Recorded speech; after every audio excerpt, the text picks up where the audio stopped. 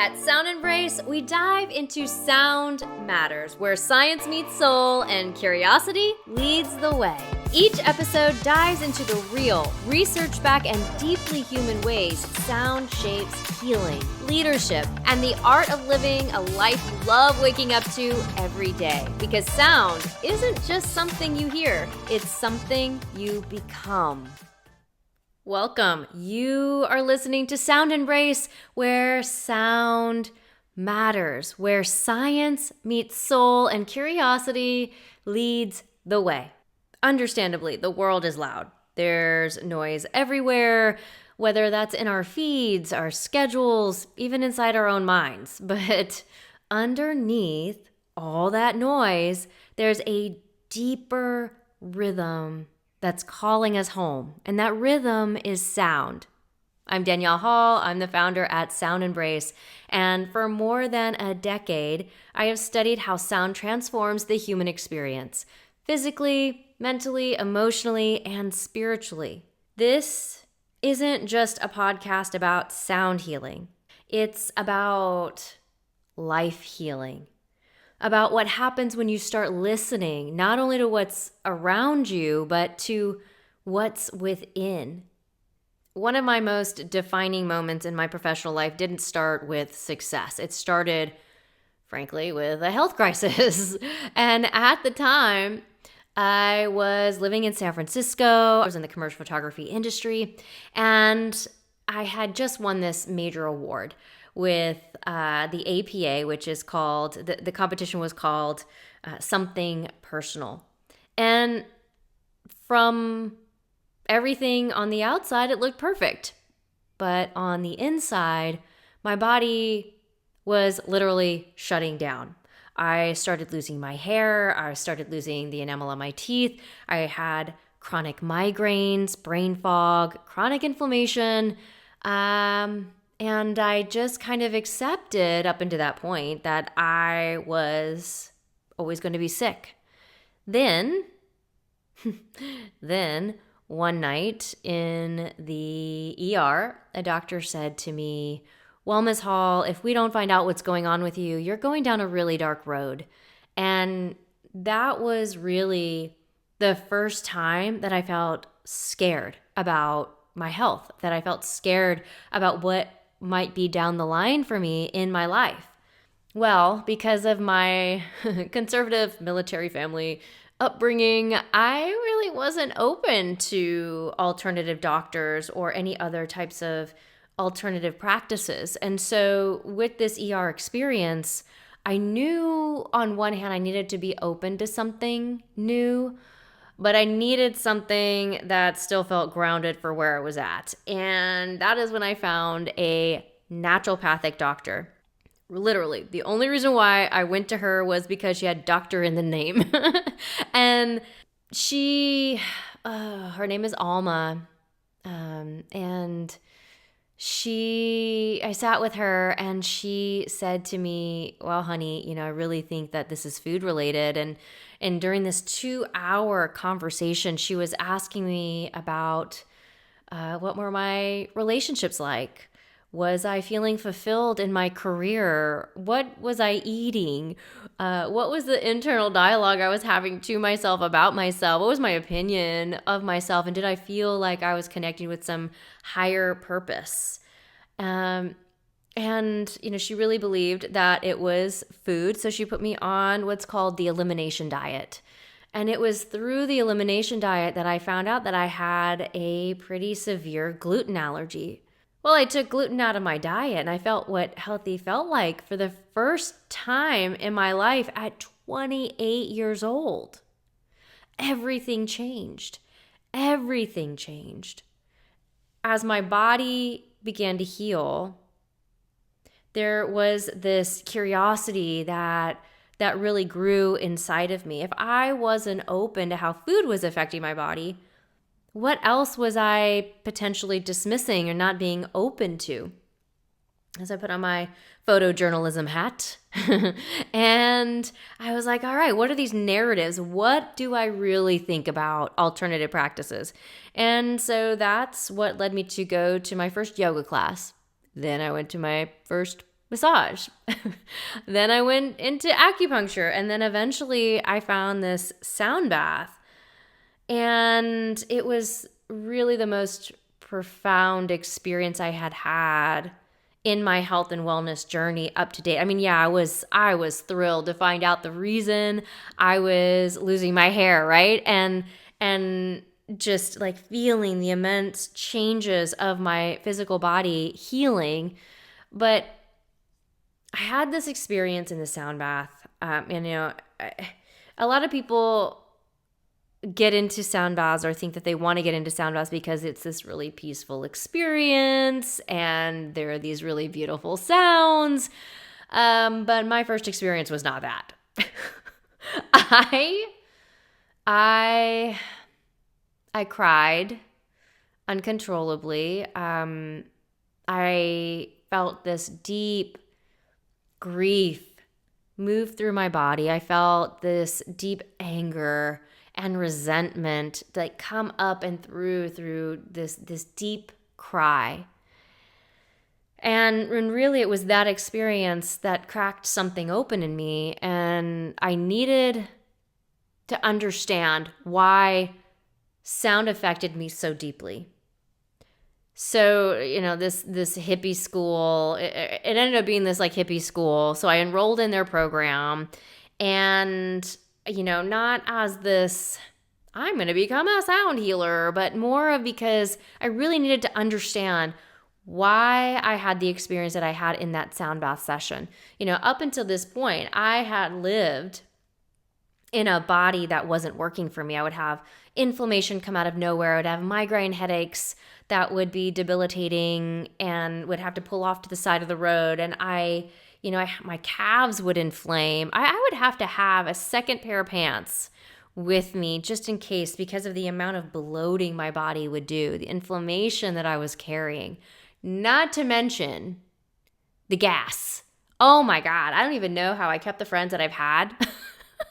If you're still in my life at that time, oh my gosh, bless you, bless it. Oh my God, any boyfriend that I had before I knew I had a gluten allergy, bless you.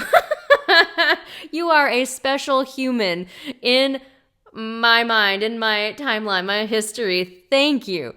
But that I didn't know that I didn't have to live with those symptoms, right? And so, yes, I'm like healing from this gluten allergy, but now I'm over here and I'm having this emotional response to sound, and I'm discovering that I'm actually so angry at the world, and I'm grieving this old way of being that I had to be in this body that really wasn't working. And then also like stepping into the unknown of what this body now can do and what life can be like in a body that actually works. So within 2 weeks of stepping into this program, I knew that I needed to do something with this.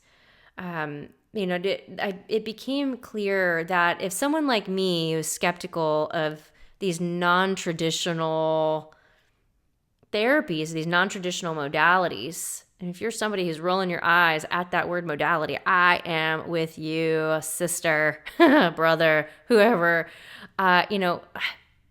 If I wasn't open, I wondered how I can support the other Danielle Halls out there who didn't know to be more curious about their health and wellness, who maybe thought that they had to accept the cards that they were dealt in their life.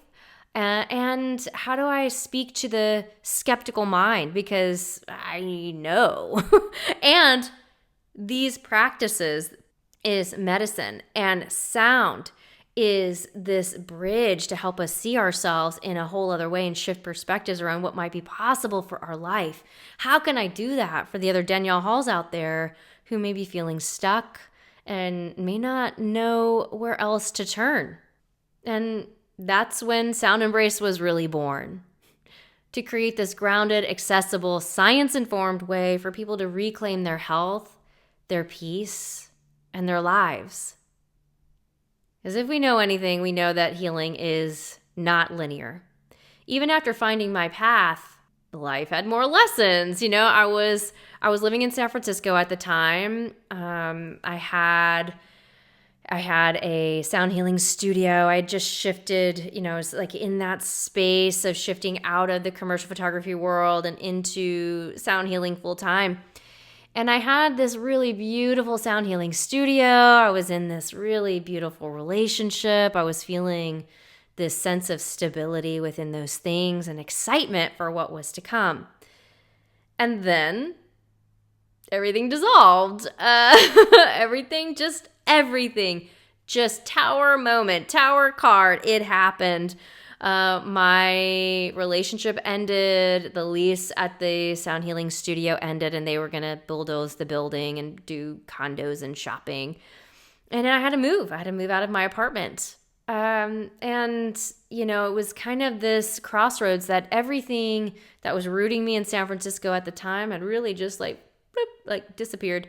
And coincidentally, at the time, an opportunity came up in Atlanta to create a sound healing certification program. At this point, I was already about 2 years into the program. I was already 2 years working in my sound healing business. And so, I was like, all right, I'm already, I've leveled up, I'm shifting, I'm evolving into this new career, I'm making some leaps and bounds. And I had established a relationship with a therapy center and started doing sound therapy for kids. And like all of these other corporate wellness programs were just pop, pop, pop, right? Of course, I wanted to share this knowledge of how to create opportunities for other sound healing practitioners to do this work and teach them how to do this safely and effectively in the communities that they're so passionate about serving. So when this opportunity came up, I was like, yes, okay, I needed to be uprooted. And so I packed everything and I went. Packed up my life, made it to ATL, had an apartment waiting. And then my collaborator pushed back our meeting. I wanted to sign some papers so that we can really define our roles and what we were bringing to the table, right? Should have done this before I moved. I'm sure you can start to see where things are going right now. So she pushed it back to March. Pushed it back 3 months, comes in to the coffee shop where we were sitting, we were going to be meeting. And she sits down. She's already, 20 minutes late.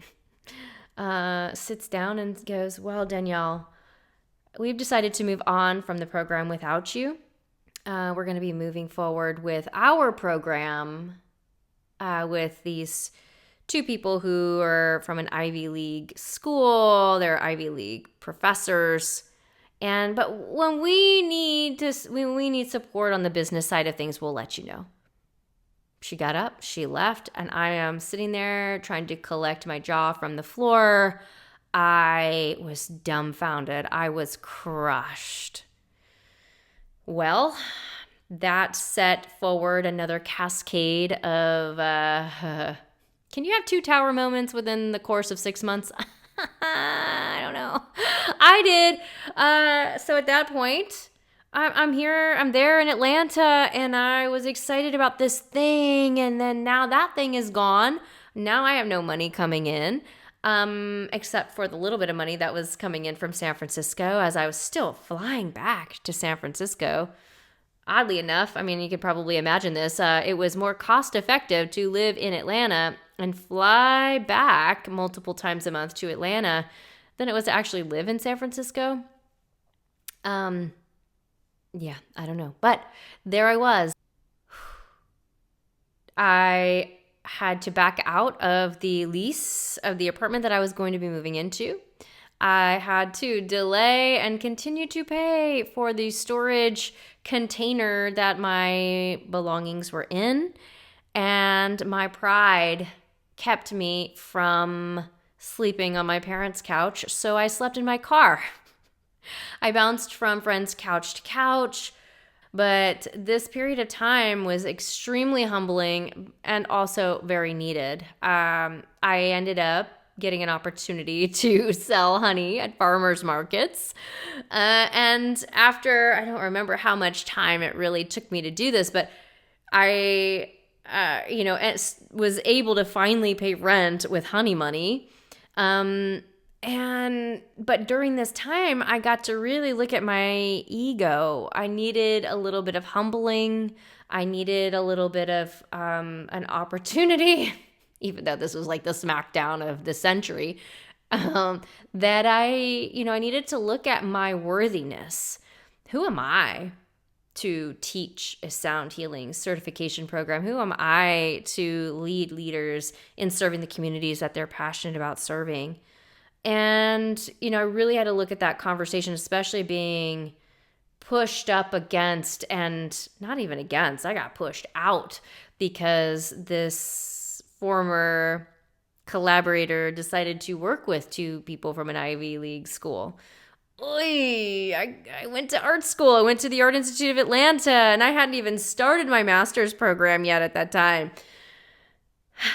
So I went from homeless to rebuilding from the ground up. Now I do own a home, homeless to homeowner, but it really was a journey to get here. And throughout this podcast, I'm excited to share the different stories of my journey and then tie these things together with science and practical application and the great stories of the why do this work in the first place. The things that I see from my clients and that I hear from my clients as they go into a sound bath and coming out of that sound bath, whether it's their first time or their 60th time for my regulars out there. And it really came from having this unwavering faith that I was headed in the right direction, even though I was experiencing these extreme hard times, and that I was connected to my passion. I was connected to my purpose. And that little bit of grit, those times, those humbling times really did open up these beautiful opportunities for expansion. And eventually, I did launch my sound healing certification program. It was few years after, but I had to get a hold of my ego. I had to get a hold of that self-worth conversation, which I will bring us into at another time. So the more we get into what this is really about, it's to demystify some things, but also to allow some of the magic that is in the mechanics and the biology and the research of sound healing. It's not that sound healing is magic. It's not. But it's mechanics and mystery working together cultivate this really beautiful hope. Science shows us how sound shifts brain waves and how it regulates the vagus nerve, and spirit reminds us that sound has always been the bridge between worlds. Somewhere in the middle, somewhere of the middle ground, transformation happens. Healing isn't just about feeling better. It's about becoming better. It's about becoming whole, more present, and more you. So if you are feeling stuck, if you are feeling sick or spiritually tired, I get it. And you don't have to stay there. You do not have to live there. Each week, we will explore how sound shapes healing, how it shapes our leadership, and the art of living a life you love waking up to every day. We'll talk with scientists, healers, and everyday people who are using sound to reconnect with themselves. And we'll get curious together, because curiosity is the first sound of awakening. And if you are enjoying this podcast, please join our family in the free SoundEmbrace membership to continue the conversation and experience sound bath sessions that are supportive to your energy, to your focus, and your rest. Thank you for listening to this first episode of SoundEmbrace. If this resonated with you, please follow, please share, please leave a review. It helps this message reach the people who need it the most. Stay curious, listen deeply, and live fully.